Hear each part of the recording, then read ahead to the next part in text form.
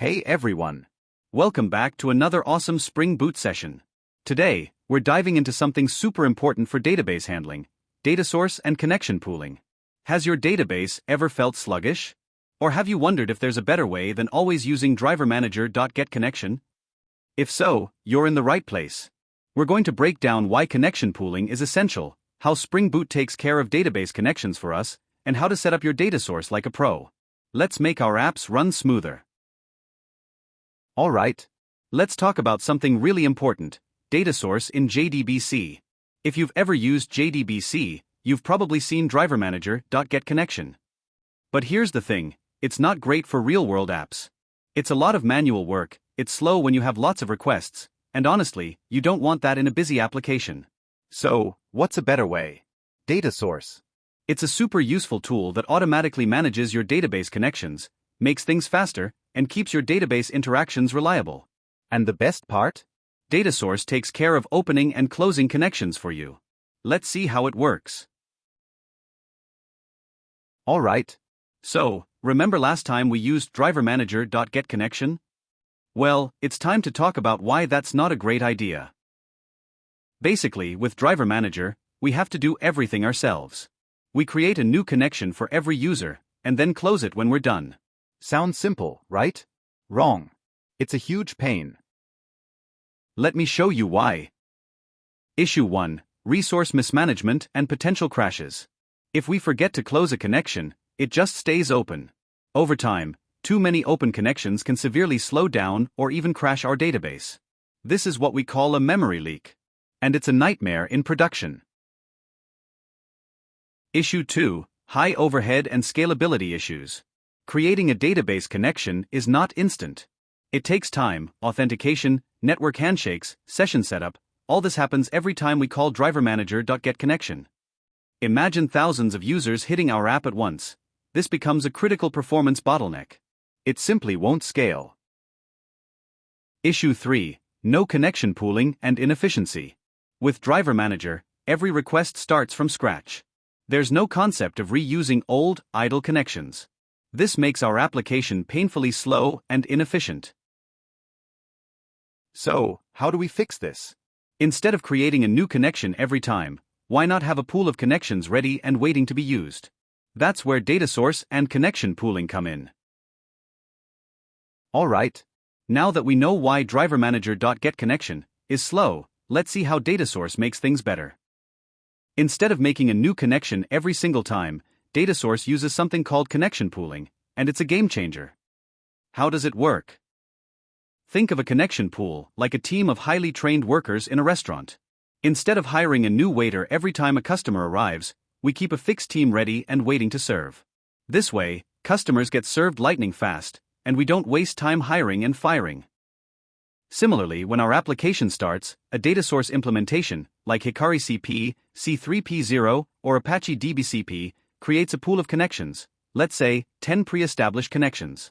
These connections are already open and ready to use.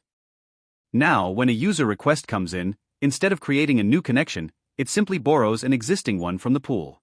This saves significant time because we skip the overhead of repeatedly establishing database connections. Alright. Now let's visualize how this works with a simple diagram on the screen. Imagine our application is constantly communicating with a database, and in between them, we have a data source connection pool that keeps, let's say, 5 pre-established connections ready to use. Now, in the diagram, you can see some connections are in red.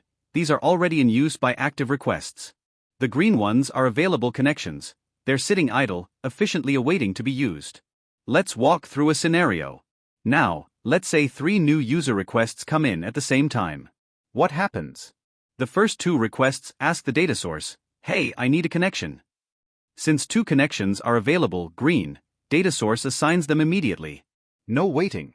But the third request has to wait. Why? Because all 5 connections are now in use. Now, 2 things can happen. If the maximum connection limit is not reached, DataSource dynamically creates a new connection and assigns it. If the max limit is reached, the request has to wait until another request frees up a connection. This ensures we don't overload our database. This is how DataSource ensures optimal connection management, handling multiple requests without overwhelming the database. It's about smart resource allocation. And what happens when we're done with the connection? Great question. Normally, we'd call connection.close, but here's the brilliant trick: it doesn't actually close the connection. Instead, the connection is returned to the pool, so the next request can use it immediately. Zero wasted resources. By capping the maximum number of connections, it ensures that the application does not overwhelm the database. This prevents failures due to too many open connections. It's about efficiency and reliability. All right. Now comes the exciting part: configuring DataSource in Spring Boot. Now, remember how we manually used Driver Manager earlier? Well, forget all that hassle, because Spring Boot automatically provides us with a powerful connection pooling mechanism, HikariCP. And guess what? It's the default, so we don't even need to install anything extra. Spring Boot handles it all for us. Backend index pointing right, so how do we tell Spring Boot where our database is and how to connect to it? Simple. We just add 3 key properties in our application.properties or application.yaml file. It's all configuration driven. Check this out on my screen. First one is spring.datasource.url, which contains the JDBC URL. Its syntax is the same as we used in our Driver Manager. Second is spring.datasource.username, in which we pass the database username. And last is spring.datasource.password, which contains the database password. And that's it. Just these 3 properties are enough to configure our DataSource in Spring Boot. Simple, right? Now, you might be wondering, what about connection pooling settings like maximum and minimum connections? Well, here's the cool part. Spring Boot automatically configures these with sensible default values. If we don't specify anything, HikariCP intelligently takes care of it for us. But of course, if we want to tweak things, like increasing the max connections or setting timeouts, we can easily do that too. It's all about flexibility. All right.